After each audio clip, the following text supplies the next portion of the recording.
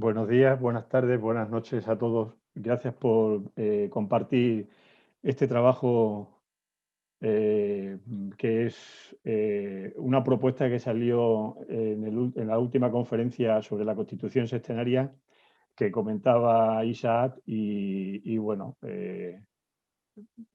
sugirió la idea que estaría bien hacer este monográfico sobre Manas, el principio pensador, y le dije que, bueno, que podía hacerlo dentro de mis posibilidades y es lo que nos disponemos a hacer como una actividad y trabajo realizado desde nuestra pequeña pero grande rama, porque eh, somos una ciudad pequeñita y una rama pequeñita, pero bueno, nos vamos expandiendo por el mundo gracias al Zoom. Y estamos todos aquí trabajando, pero bueno, es un trabajo hecho desde la rama CERE y bueno, la idea, evidentemente, como no puede ser de otra forma, es la idea de compartir eh, una, un intento, vamos a decirlo así, un intento de introducir un poco más clara el principio de Manas, que es un principio, la mente siempre genera mucha controversia, por diferentes motivos. Quizá principalmente sea porque no llegamos a entender de manera profunda realmente la esencia del principio Manas, como ese aspecto que iremos desgranando o por lo menos intentando desgranar en este pequeño tiempo, ¿verdad? Eh, Somos poquitos, entonces a lo mejor a mitad de la conferencia podemos abrir para hacer alguna pregunta o bien quizás tomar nota y si lo preferís, pues quizás al final podemos compartir ese espacio de comentarios, preguntas, alguna reflexión, etcétera. Un poco esta idea, ¿verdad?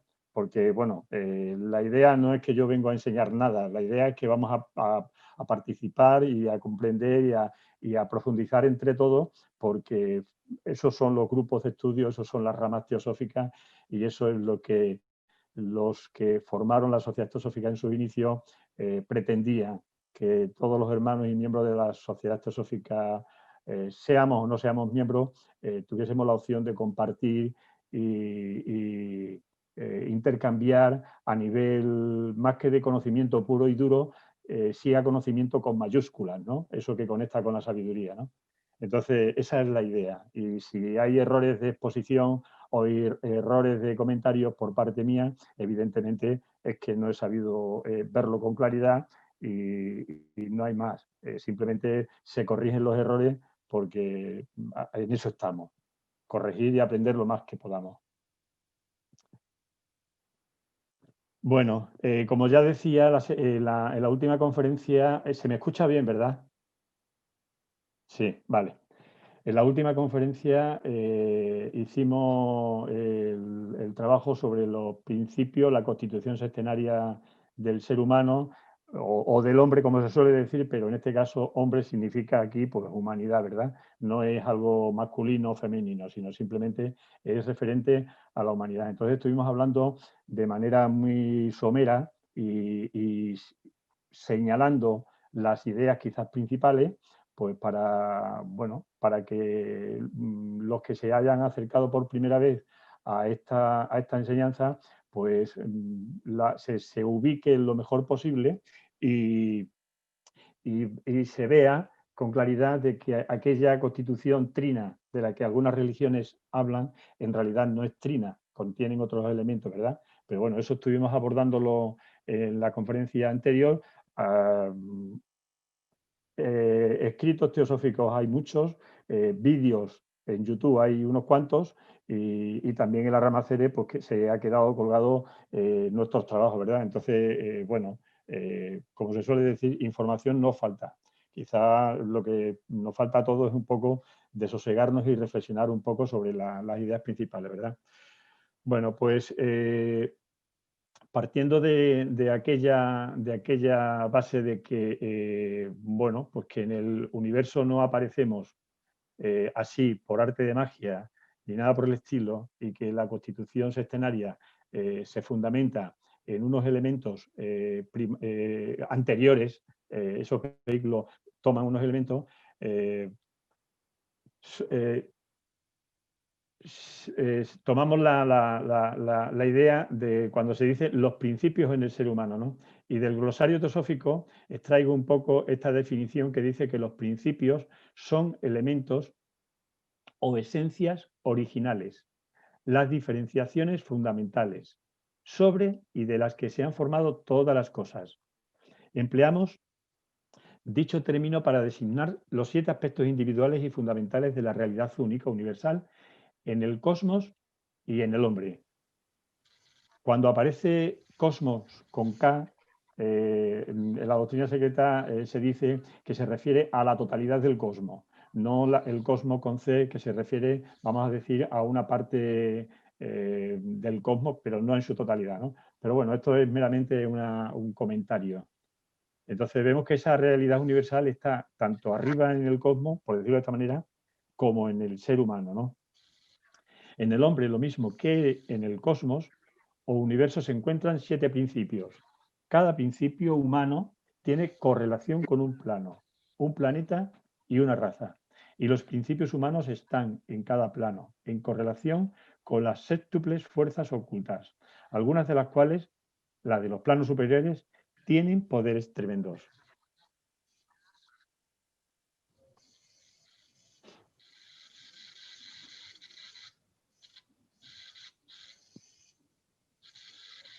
Dividimos al hombre en 7 principios, pero esto no significa que él tiene, como si fuera 7 pieles o entidades o almas. Estos son todos aspectos de un principio, e incluso este es solo el rayo temporal y periódico de la llama o fuego único, infinito y eterno. Es decir, que no somos un conglomerado de cosas, no somos un conjunto de elementos superpuestos, sino que todo se reduce, por decirlo de esta manera, ¿no?, a un único y solo principio, y que todo lo demás de alguna forma es un reflejo en cada uno de los planos, en cada una de las dimensiones de esta llama o fuego único. Entonces, esto es importante porque visto de otra manera puede inducir a error de que estamos poseídos por diferentes elementos o cosas y no es así, ¿no? Entonces, es interesante no perder de vista, como decía Blavatsky, la unidad de vida, porque en el momento que perdemos de vista esta unidad, todo nuestro trabajo pierde fuerza.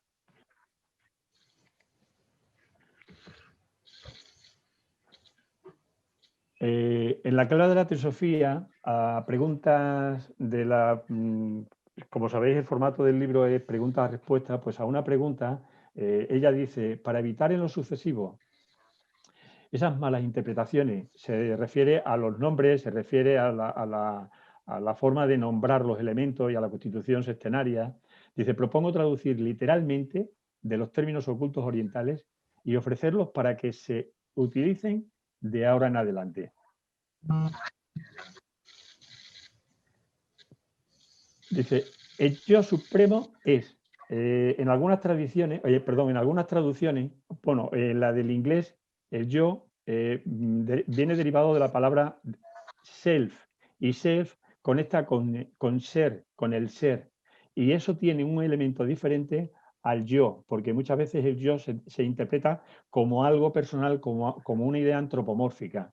Entonces, en el inglés viene viene definido de la manera del ser como algo más abstracto, en tanto que en español la traducción termina siendo el yo. Pero bueno, sea como fuere, el resultado es que el ser o el yo supremo es lo que conocemos en teosofía como Atman.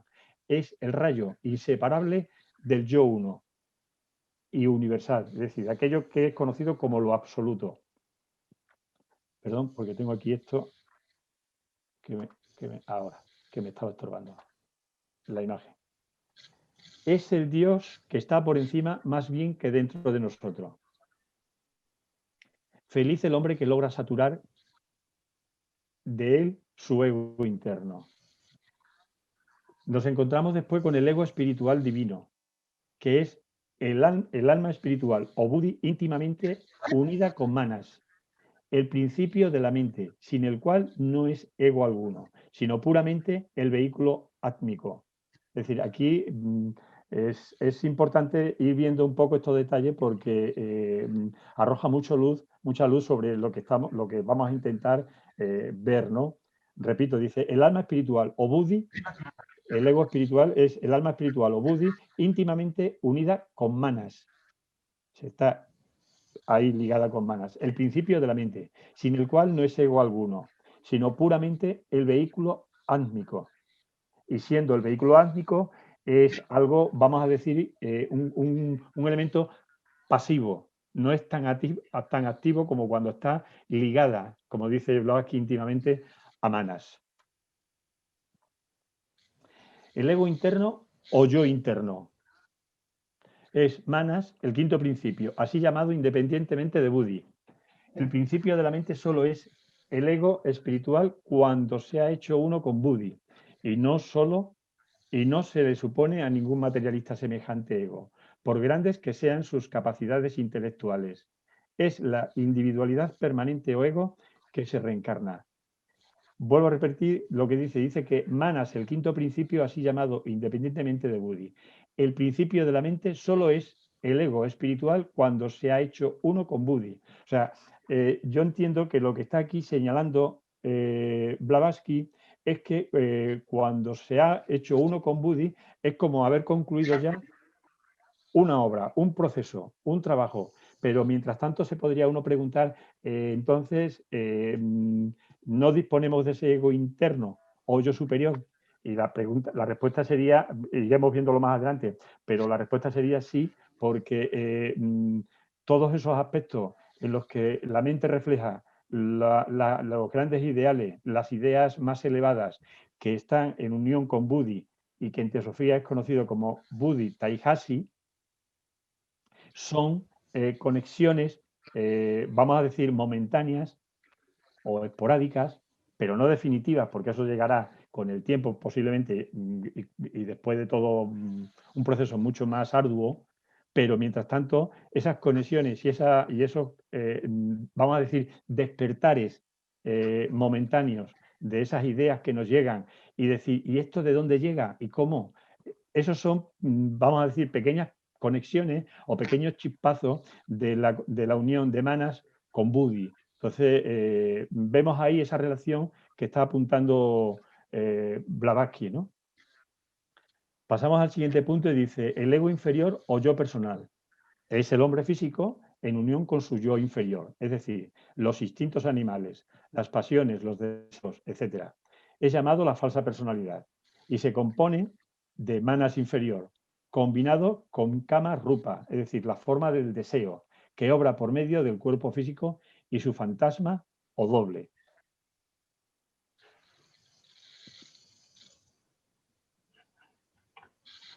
Y finalmente encontramos el principio restante prana o la vida. Es, estrictamente hablando, la fuerza radiante o energía de Atma, considerado como la vida universal y yo único, su aspecto inferior, o mejor dicho, en sus efectos más físicos, porque en su aspecto manifestado, prana o la vida compenetra el ser entero del universo objetivo y es llamado principio solo porque es un factor indispensable, el Deus ex machina del hombre viviente.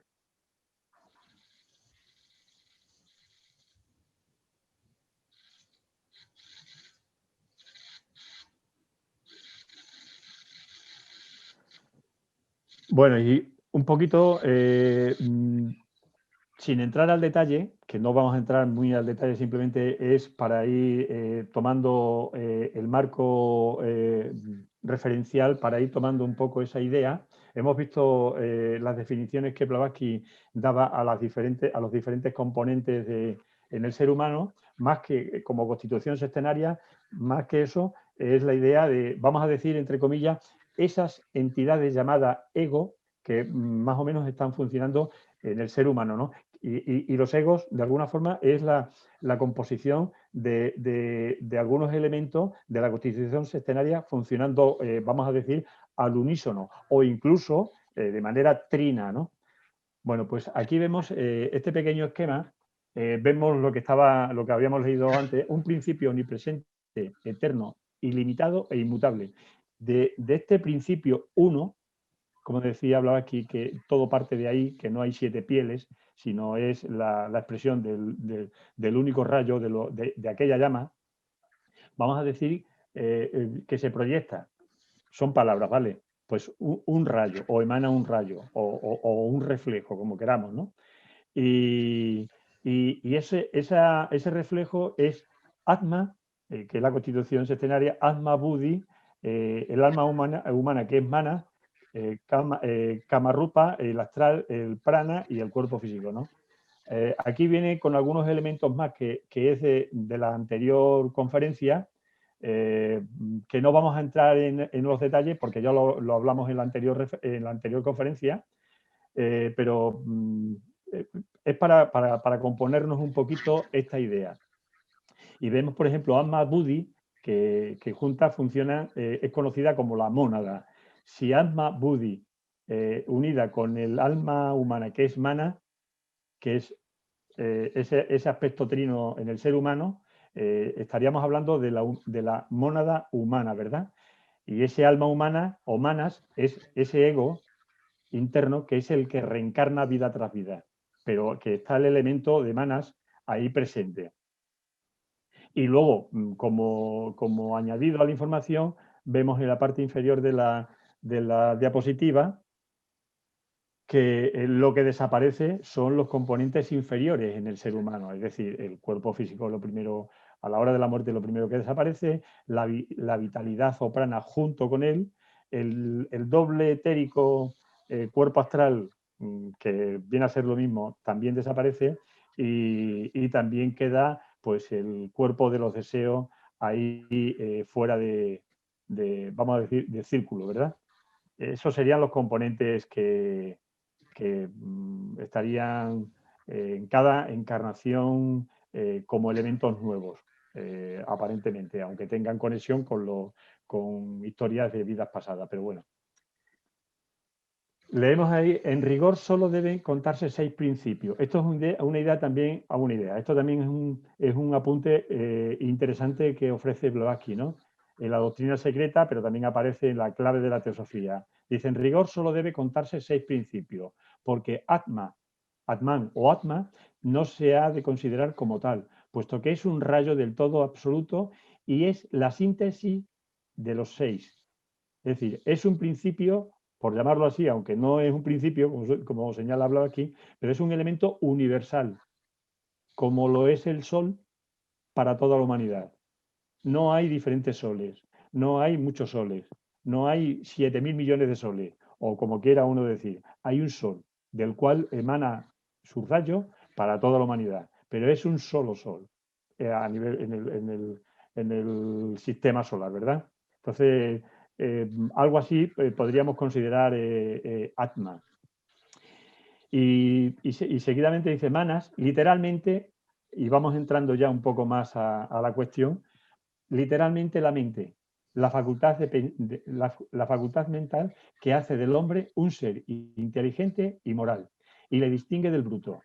Esotéricamente, sin embargo, cuando no está especificado, significa el ego superior, o sea, el principio sensitivo que se reencarna en el hombre. Leyendo esto podríamos decir que realmente no existe hombre bruto. Cuando digo hombre no me refiero al sexo masculino. Estamos hablando de, sí, porque podríamos decir mujer bruta, ¿no? Estamos hablando de como humanidad. En este sentido se utiliza el hombre, pero es como humanidad. Podríamos decir que no existe esta humanidad bruta, pero sin embargo, a pesar de poseer la mente, pues nos damos cuenta de que realmente no sé qué parte gana más, si la parte bruta o la parte inteligente y moral en la humanidad, ¿no? Esto habría que hacer un estudio muy, muy serio.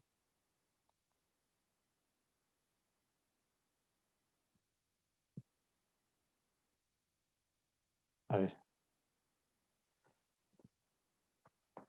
Otra idea más para ver otra forma de ver la constitución sextenaria del hombre. Aquí lo vemos dividido con el triángulo y el cuaternario, ¿no? Los 3 elementos superiores y los 4 elementos inferiores, de los que parte la idea de la individualidad, es decir, algo, entre comillas, separado, que no lo es, porque tal cosa no puede existir en el universo. No hay tal separación. Eso es producto de otras cosas.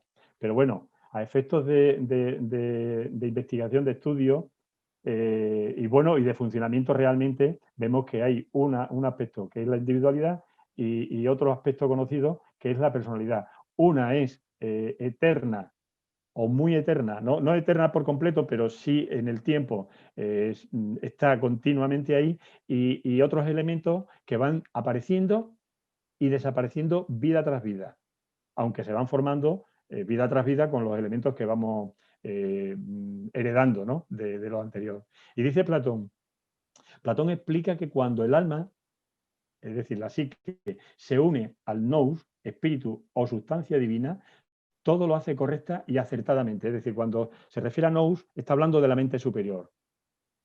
Lo digo para ir viendo el calado realmente de las cuestiones, ¿no?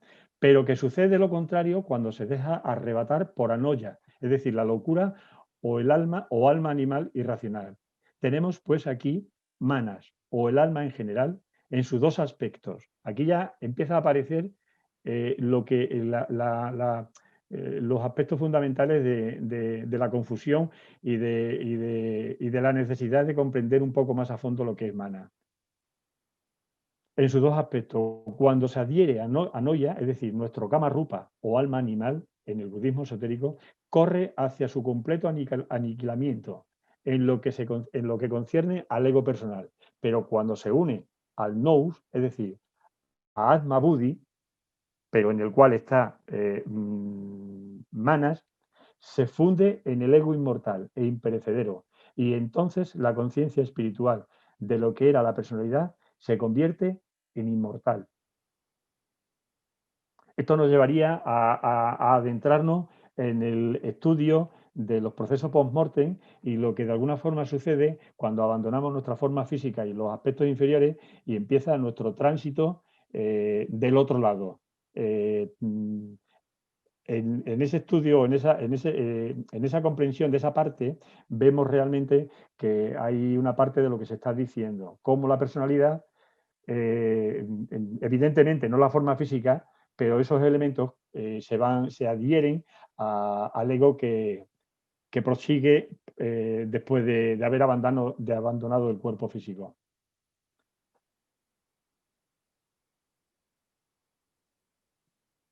La naturaleza compleja de Manas.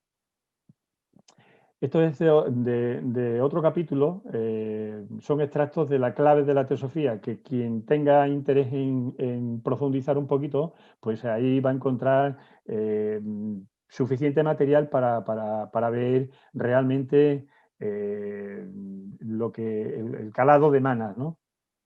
Dice, esta naturaleza misteriosa, proteica, es decir, que cambia de forma, de alguna manera, ¿no? Eso es la idea, más o menos la definición de proteico.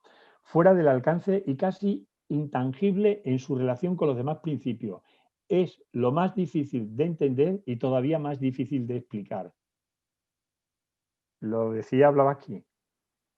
Si para ella esto era difícil, como decía en la anterior conferencia, yo cierro esto y salgo corriendo porque realmente uno, después de haber leído o estudiado diferentes cosas, dice, pues parece que no he llegado todavía a entender realmente de qué trata la cuestión, ¿no?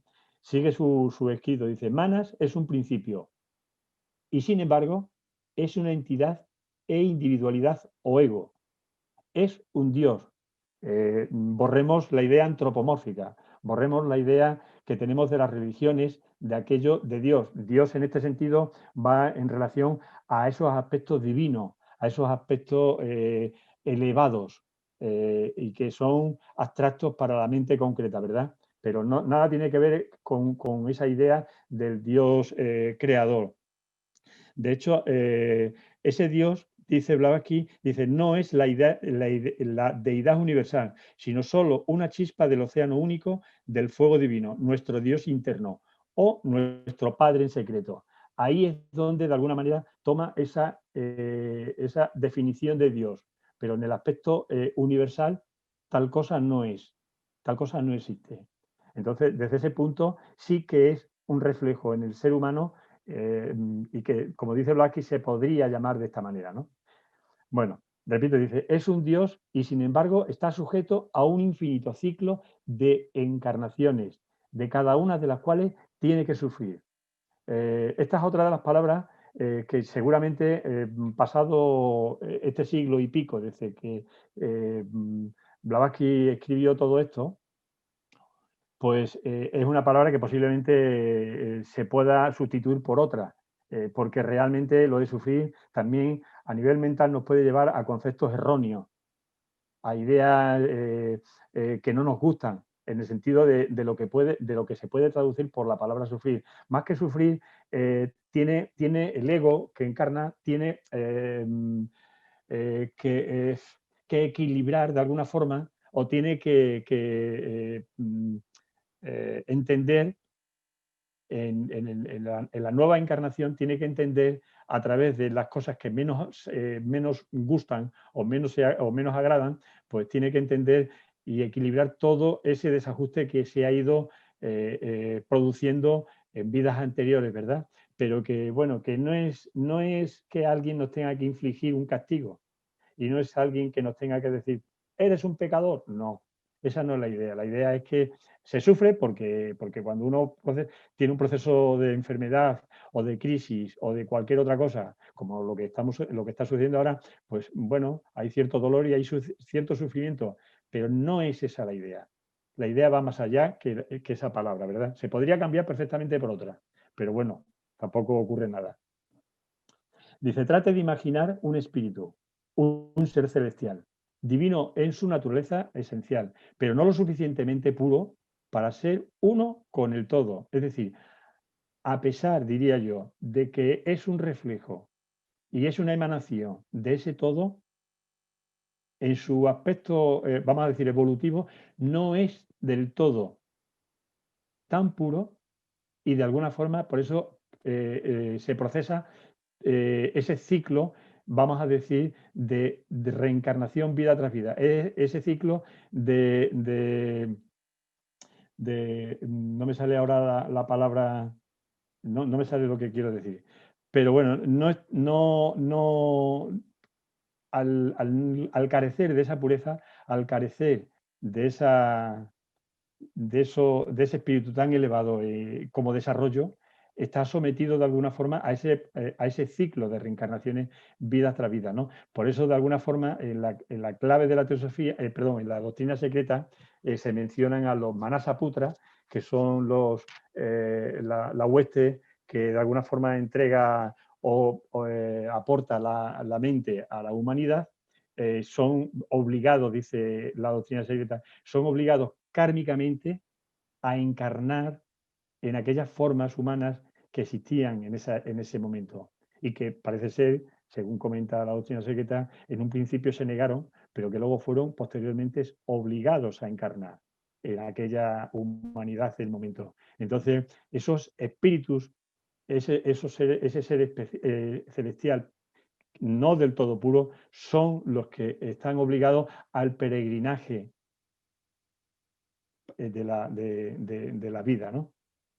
Para alcanzar, dice, tiene que purificar su naturaleza para finalmente alcanzar esa meta. Solo puede alcanzarlo pasando individual y personalmente, es decir, espiritual y físicamente. Por eso las formas físicas, vamos a decir, están dotadas de un espíritu.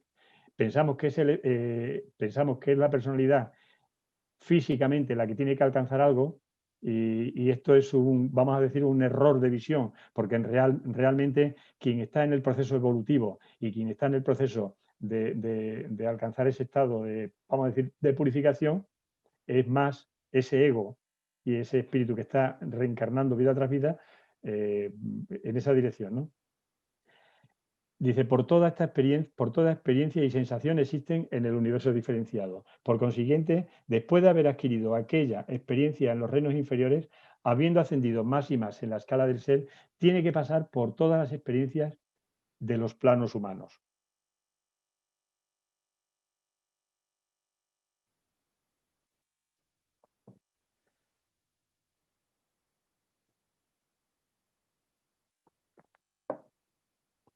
En su esencia misma es el pensamiento. Por lo tanto, en su pluralidad toma el nombre de Manasas Putras, los hijos de la mente universal. A este pensamiento individualizado es al que nosotros los teósofos llamamos el verdadero ego humano, la entidad pensante prisionera en una prisión de carne y hueso. Es seguramente una entidad espiritual, no material, y esas entidades son los egos que se encarnan animando a la masa de materia animal llamada humanidad, cuyo nombre es Manasaputra, y son las mentes. Mas, una vez prisioneros o encarnados, conviértese en dual su esencia, es decir, los rayos de la mente divina y eterna considerados como entidades individuales adquieren un doble atributo. Es decir, antes de esto no hay dualidad, es en la encarnación, es cuando toman cuerpo, es cuando encarnan en una forma humana que los manasaputras, que es la humanidad, por decirlo así, el pensamiento de la humanidad, la mente de la humanidad, es que adquiere hasta cierto punto cierta individualidad. Es como si tomáramos la gota de un océano, pero la gota permaneciera en el océano. La gota podría sentir que está separada, pero sin embargo permanece en el océano. Entonces, de alguna forma, la mente del ser humano encarnado es como esta como esta gota de agua dentro del océano. Es decir, se siente como separada y es ahí donde surge esa dualidad, es ese doble atributo que dice el comentario.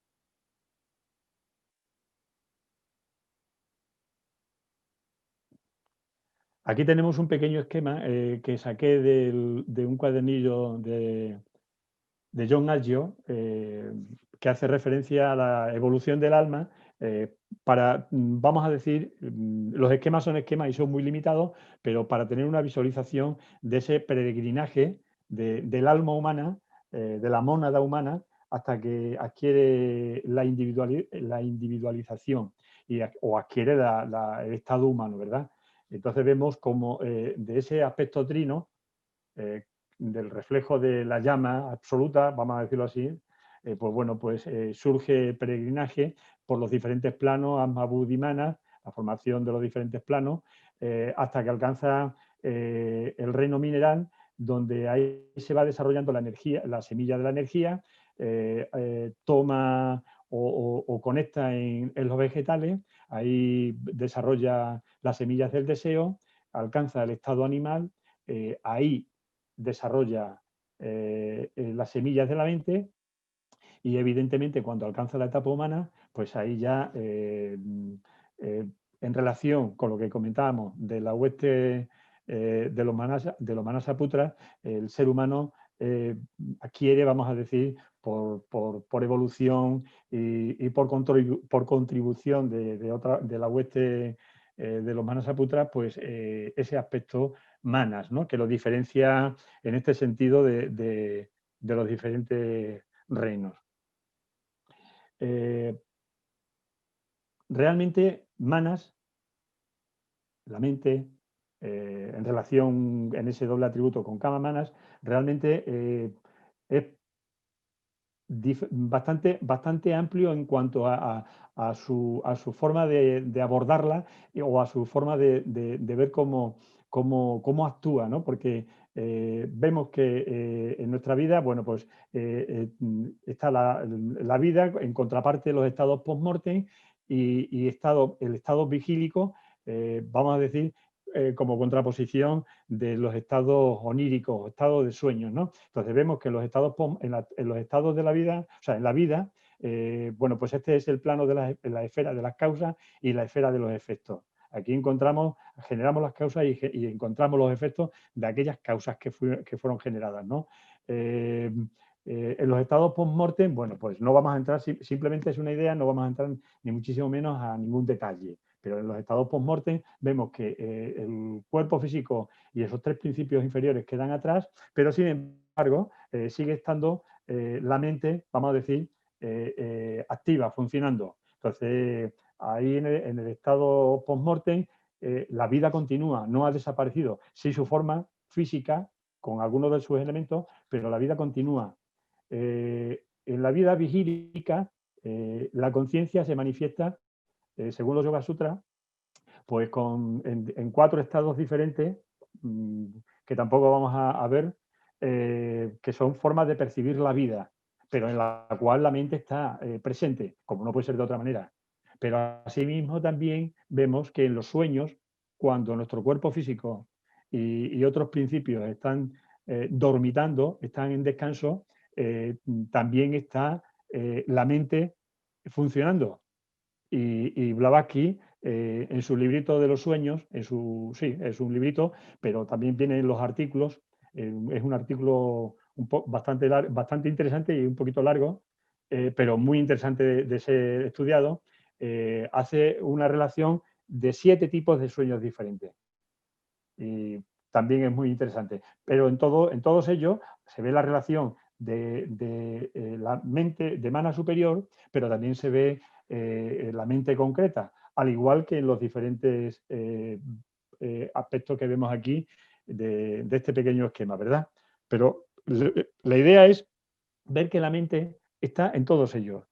No es algo que esté aparte de nada, sino realmente es el principio de esta quinta raza, es el principio que estamos desarrollando, es el principio que estamos activando. Por mucho que diga la voz del silencio, que seguramente es porque por lo menos no llegamos a entenderlo realmente, que hay que destruir la mente, realmente es la que estamos despertando, por decirlo de esta manera. Es la que estamos dándole toda la dimensión y magnitud, o estamos descubriendo realmente la dimensión y la magnitud de lo que realmente es manas.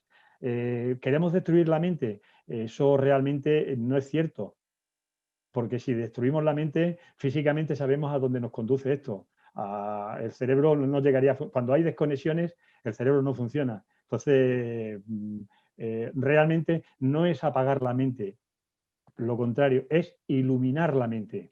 A través de Buddhi, lo que creo que deberíamos, creo no, es lo que deberíamos hacer, no apagarla, es desconectarla de otros lugares, que realmente es lo que produce, vamos a decir lo que decía el escrito de Blavatsky anterior, es lo que produce sufrimiento a nivel interno a ese ego que conoce la historia, pero que nosotros no podemos escuchar porque no sabemos escucharla, ¿no? Entonces, es un poco esa idea. Realmente la dimensión de mana es increíble, ¿no? Entonces, no es destruir la mente, literal, es iluminar la mente, por decirlo de esta manera.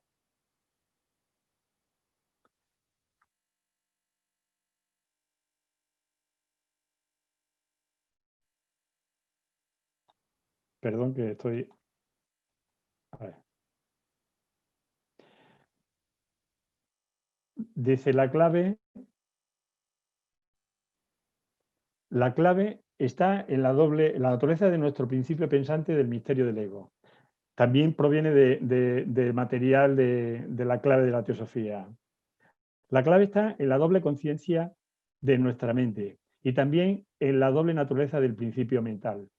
Hay una conciencia espiritual, la mente manásica, iluminada por la luz de Buddhi, que percibe subjetivamente las abstracciones, y hay una conciencia sensible, la luz manásica inferior, inseparable de nuestro cerebro y los sentidos físicos, y dependiendo a la vez igualmente de ellos, debe, como es natural, desvanecerse y morir al fin, cuando desaparecen el cerebro y los sentidos físicos. Solo la primera clase de conciencia, cuya raíz nace en la eternidad, es la que sobrevive y vive eternamente, y la que puede, por consiguiente, considerarse inmortal. Todo lo demás son ilusiones pasajeras.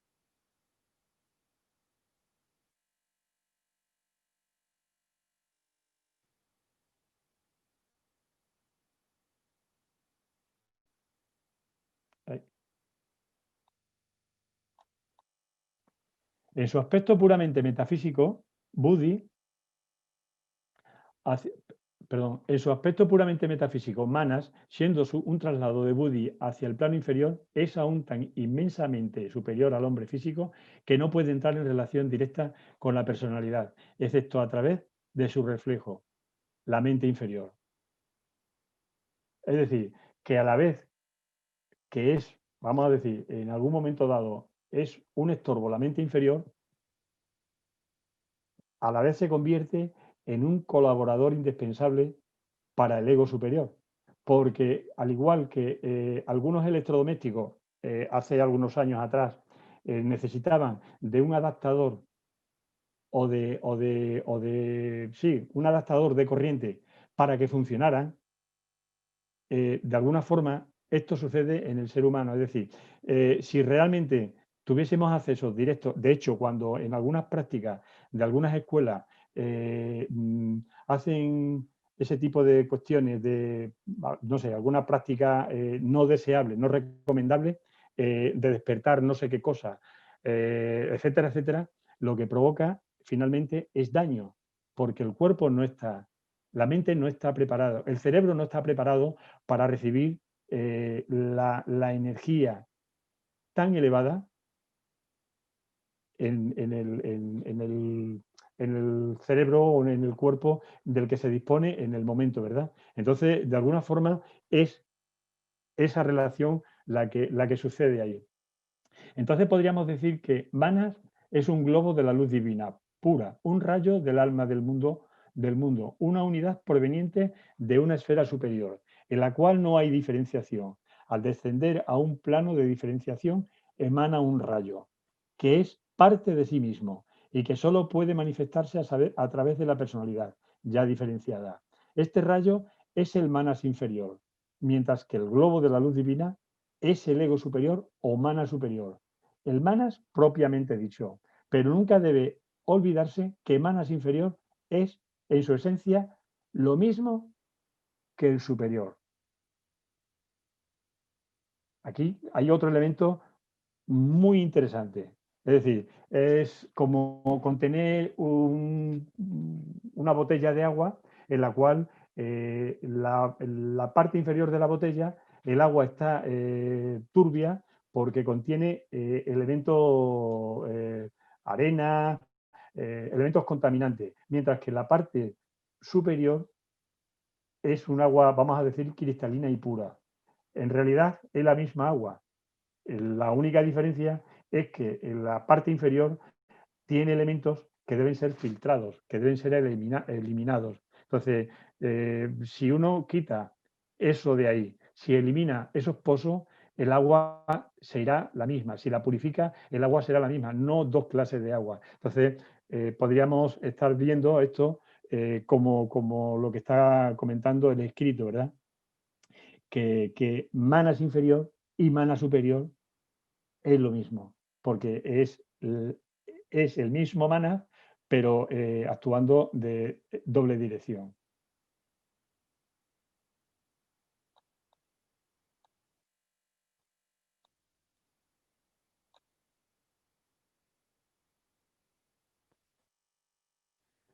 ¿Qué es el manas inferior? Generalmente se le llama alma animal, el nefesh de los cabalistas hebreos. Aquí encontramos, hace referencia también en la clave de la teosofía, encontramos esa idea de la Biblia cuando Yahvé insufla en las narices de aquella forma de barro ese nefesh, ¿no? Y aquí es donde señala, hablaba aquí, esa idea, ¿no? Dice, es el rayo que emana del mana superior o ego permanente. Y ese principio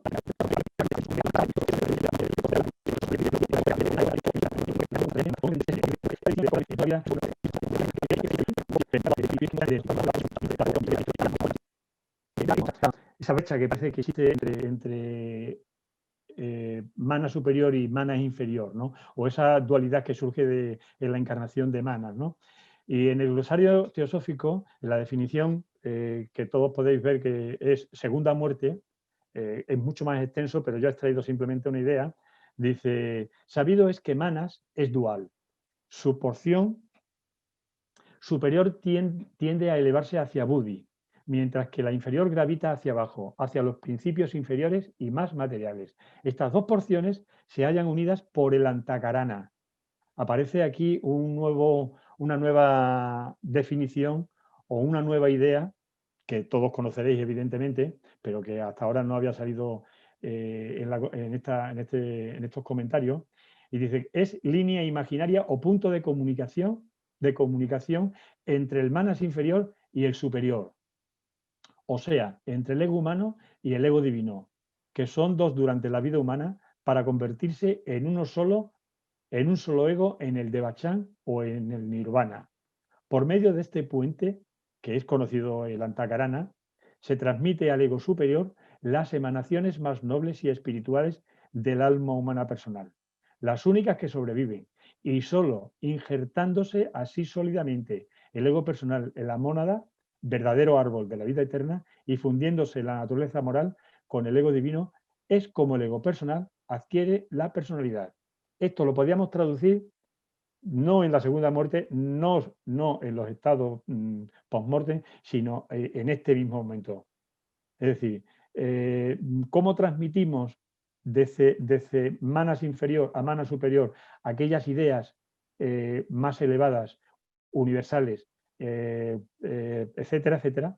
Pues es a través de este puente que es conocido como Takarana, a través de este hilo conductor, que no deja de ser sino la misma manas inferior, ¿no? Eliminando elementos y adheriéndose a ese mana superior, porque realmente ahí es donde vamos a encontrar que vamos imprimiendo, como decíamos anteriormente, esas ideas y que no van a ser aflojadas por falta de energía, o olvidadas o desechadas, sino que realmente van a formar parte de nosotros, de esa parte que va a estar vida tras vida.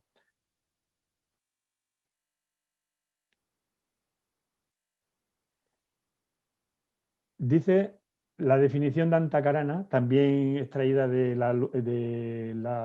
glosario teosófico, dice, los ocultistas, es una parte, porque también es extensa, los comentarios que hay ahí, los ocultistas los definen como el sendero o puente entre el mana superior y el inferior, el ego divino y el alma personal del hombre. Sirve como medio de comunicación entre ambos y transmite desde el ego inferior al superior todas aquellas impresiones personales y aquellos pensamientos de los hombres que pueden, por su naturaleza, ser asimilados y retenidos por la entidad imperecedera y ser hechos así inmortales con ella, siendo ellos los únicos elementos de la pasajera personalidad que sobreviven a la muerte y al tiempo. Así es lógico que solo aquello que es noble, espiritual y divino en el hombre pueda en la eternidad dar testimonio de haber vivido. Es decir, encontramos que el elemento esencial es esa comunicación, colaboración vamos a decir, entre estos dos aspectos, manas inferior, mana superior, y esa conexión y esa comunicación es la conocida como antakarana, pero es la manas inferior quien, de alguna forma, ofrece esa capacidad de trabajar en este plano, de ordenar las cosas que son necesarias, vamos a decir, ordenadas, de aprender a aprender. Cuando digo a aprender, no me refiero en cuanto a conocimiento, me refiero a aprender como tomar, como prender en el alma aquellas ideas elevadas que vamos retomando como algo que quizás ya hayamos tenido contacto con ello o por primera vez en esta encarnación. Entonces, esas son marcadas, vamos a decir así, a fuego, ¿no? En nuestro mana superior. Pero el trabajo debería ser visto desde ese aspecto universal como mana superior, no como algo mana inferior, que de eso tenemos en esta vida que sobra. De ahí viene tanto egoísmo, tanta brutalidad, tanta diferencia, etcétera, etcétera, ¿no? Todo producto de ese manas inferior, vamos a decir, descontrolado.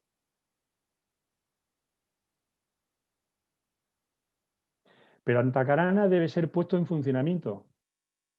Y según HPV, este es activo solo durante aquellos momentos que el manas inferior aspira hacia la mitad superior, convirtiéndose en medio de comunicación entre los dos. O sea, no es algo que esté ahí. Si lo trabajamos bien, si lo activamos bien, si no, queda como algo que no funciona, como algo que está ahí, posiblemente, pero bueno, seguiremos viendo algunas ideas sobre esto y luego después en los comentarios, si os parece, se pueden comentar algunas ideas más. Dice, el antacarana es el lazo entre el mana superior y el inferior. Preguntan, ¿corresponde en proyección al cordón umbilical? Esto aparece también en el librito de los sueños, que yo recomiendo que lo leáis. Respóndelo aquí. No. El cordón umbilical que enlaza el cuerpo físico con el astral no es imaginario, como lo es el antacarana o puente entre el mano superior e inferior. El antacarana no aparece hasta que empezamos a dirigir nuestros pensamientos hacia arriba y hacia abajo. Muchas veces decimos tenemos problemas porque estamos como con un pie en una parte y otro pie en otra parte. Esto parece algo ficticio y nos provoca muchas veces cierto desasosiego y cierto malestar porque queremos estar, pero es producto posiblemente de todo este proceso en el cual todavía no hay una determinación y una claridad muy fuerte. Pero si estamos en esa lucha o en esa ambivalencia, de alguna manera es porque estamos, como dice Blavatsky, pues estamos en el antacarana y estamos ahí, mirando hacia arriba, mirando hacia abajo, solo que claro, si permanecemos en la parte inferior, es decir, en mana inferior, y obviamos la parte superior, evidentemente antacarana, como dice Blavatsky, que es imaginario, no es que sea producto de la imaginación, sino que tiene que ser creado, generado de alguna manera. Eso termina diluyendo y posiblemente desapareciendo. O vamos a decir, dormitando, que para los efectos podría ser lo mismo. Es como tener una luz, pero no darle el interruptor para encenderla. La bombilla está, la corriente existe, pero como no le doy el interruptor, pues eso está apagado. Pues podríamos decir que esto podría ser algo así, ¿no? Para que se mantenga como un órgano vivo de comunicación con lo superior, debe ser estimulado regularmente, que es lo que estábamos comentando.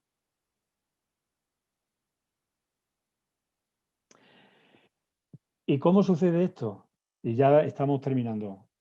Vamos, ¿cómo sucede? Unas ideas que me parece que son muy interesantes y que son extraídas evidentemente, de la doctrina secreta, de comentarios en la doctrina secreta, ¿no? Dice, y sugerencias para el estudio de la teosofía. Dice, la verdadera percepción es el conocimiento verdadero.